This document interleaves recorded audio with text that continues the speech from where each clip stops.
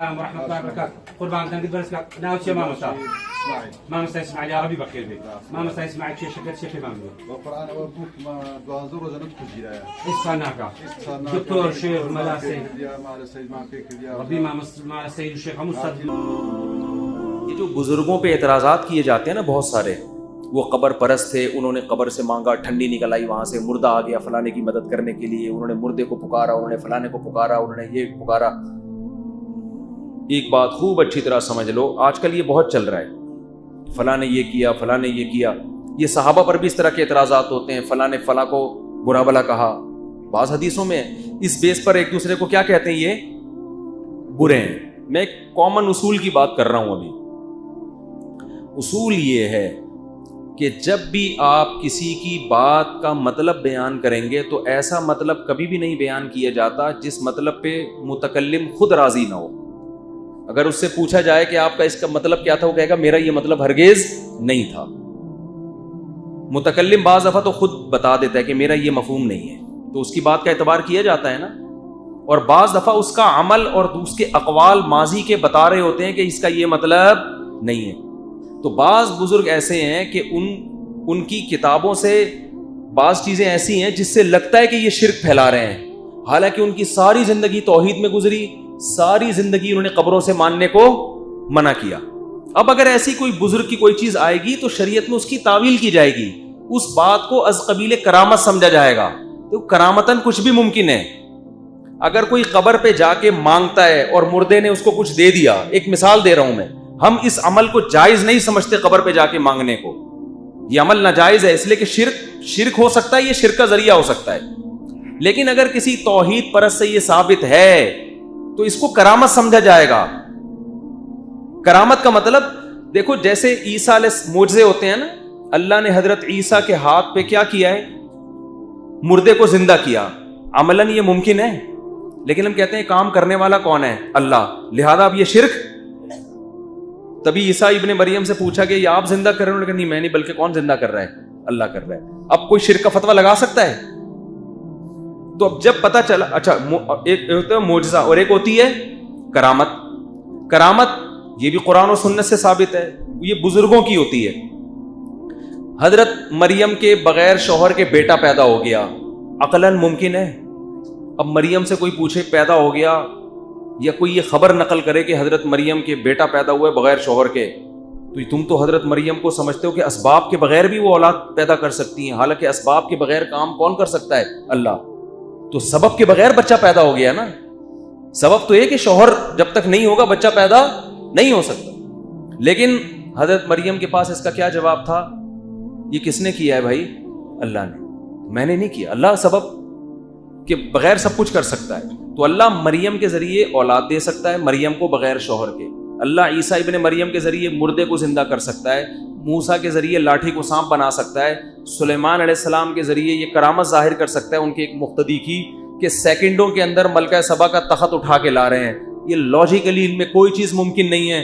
لیکن جب ہم یہ کہیں کہ یہ کرنے والا کون ہے، اللہ، تو اب یہ شرک نہیں ہے، عین توحید ہے. تو جیسے اللہ زندوں کے ہاتھ پہ کچھ کر سکتا ہے، قبر میں لیٹے ہوئے مردے کے ذریعے بھی کچھ کر سکتا ہے. اس میں نہ اللہ کی طرف سے پابندی، نہ گورنمنٹ کی طرف سے پابندی.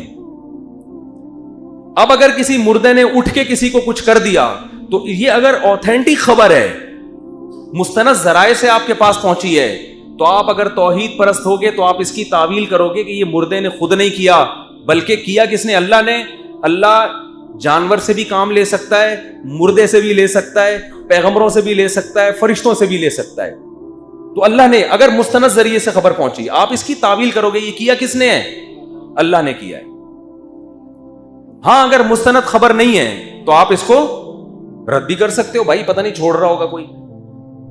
باقی ایک الگ بات ہے کہ ایسی خبروں کو پھیلانا بہرحال صحیح نہیں ہے، کیونکہ اس سے کیا ہوگا کہ جب یہ خبر پھیلے گی کہ فلاں علاقے میں مردے نے کسی کو ٹھنڈی دے دی، چمنی دے دی، کچھ بھی مسئلہ کر دیا، یا فلاں نے آ کے زندہ ہو کے اس کا کام بنا کے چلا گیا، ایسی خبروں کو پھیلانے سے کیا ہوگا، جو مشرک مزاج لوگ ہیں وہ قبروں سے مانگنا شروع کر دیں گے. سمجھ رہے ہو؟ اس لیے ہمارے اکابر اس کے خلاف تھے کہ ایسے واقعات کو پھیلایا جائے. کہیں کسی مرید کو کسی بیان کر دیا، اس نے لے کے پھیلا دیا، یہ اس کا ہیڈک ہے، ورنہ وہ اس کے قائل نہیں تھے. منع کرتے تھے ایسی چیزوں. تبھی ہم نے ممبر پہ بیٹھ کے, ہمارے تو بہت کرامات ہیں ہمارے اکابر کی, آپ نے نہیں دیکھا ہوگا کب میں بیٹھ کے وہ کرامات کبھی بیان کرتا ہوں. مجھے پتا ہے بھائی شرک کا دروازہ کھل سکتا ہے. اس پر ایک اشکال ہوتا ہے کہ ایسے بھی واقعات ملتے ہیں بعض اکابر بزرگوں کی کتابوں میں, اور یہ بڑے بڑے اسلاف سے ملتے ہیں. وہ تو بات ہوئی نہیں تو پھر ہم وہ سارا مسئلہ ہی ہو گیا نا, کہ جا کے اس مردے سے باقاعدہ مانگا بھی گیا ہے. تو دیکھو تم تو قبر سے اور مردے کو مانگنے کو کیا سمجھتے ہو, جائز. یہاں بھی ہم یہ کہتے ہیں کہ جب ایک آدمی کی تاریخ بھری پڑی ہے کہ وہ مردوں سے مانگنے کو حرام کہہ رہا ہے, صبح و شام ناجائز کہہ رہا ہے, اس کے خلاف اس کے مریدین اس کے شاگرد قبروں پہ نہیں, ہمیں دیکھا کبھی قبروں پہ جاتے ہوئے, تو پھر اگر کسی بزرگ سے یہ چیز ثابت ہوگی, یہاں بھی شریعت تعویل کا حکم دیتی ہے, جس کے میں ابھی آپ کو دلائل دوں گا قرآن و سنت سے. شریعت پھر کہتی ہے تعویل کرو. وہ تعویل یہ ہے کہ یہ بھی از قبیل کرامت سمجھ کے گیا ہے. جیسے حضرت عیسیٰ کے پاس لوگ آتے تھے کہ مردے کو زندہ کریں, تو یہ آنا شرک تھا کیا؟ انہیں پتا تھا کرے گا اللہ, مگر ریکویسٹ کس سے کرنی پڑے گی؟ عیسیٰ ابن مریم سے. ان سے کہیں گے کام کون کرے گا؟ اور یہ پیغمبر کے ساتھ بھی ہوا ہے, جو پیغمبر نہیں ہے ان کے ساتھ بھی ہوا ہے. جیسے بخاری مسلم کی حدیث ہے, پچھلی امتوں میں ایک نوجوان تھا, وہ راہب کے پاس بھی جاتا تھا اور ایک جادوگر کے پاس بھی, جس پہ سورہ بروج نازل ہوئی نا پوری سورت. میں شارٹ کر کے واقعہ بیان کر رہا ہوں, میرا ٹاپک نہیں ہے. تو وہ کیا کرتا تھا کہ کوڑ کے مریض کو ہاتھ لگاتا, وہ ٹھیک ہو جاتا. گنجے کے سر پہ ہاتھ پھیرتا, بال نکل آتے. نابینا کے آنکھوں پہ ہاتھ پھیرتا. یہ وہ نبی نہیں تھا, امتی تھا, اس کی کرامت تھی. اب لوگ اس کے پاس آنے لگے کہ آپ ہماری بھی آنکھیں ٹھیک کر دیں. تو وہ کہتا تھا بھائی میں نہیں کرتا, کون کرتا ہے؟ اللہ کرتا. تو اب لوگوں کا اس کے بعد بھی اس سے کہنا کہ میری آنکھیں ٹھیک کر دیں آپ, کیا یہ شرک ہوگا؟ نہیں ہوگا شرک. اس لیے کہ جب پتا چل گیا بھائی کر کون رہا ہے؟ اللہ. لیکن اللہ اس کے ہاتھ پہ کر رہا ہے, وسیم بھائی کے ہاتھ پہ نہیں کر رہا. تو اب لوگ تو آئیں گے نا اس کے پاس کہ بھائی کر اللہ رہا ہے, لیکن آپ کی عزت کو ظاہر کرنے کے لیے اللہ آپ کے ہاتھ پہ کر رہا ہے, لہذا آپ میری آنکھوں پہ ہاتھ لگائیں تاکہ یہ ٹھیک ہو جائے. اب اس سے مانگنا اس موقع پہ شرک نہیں ہے.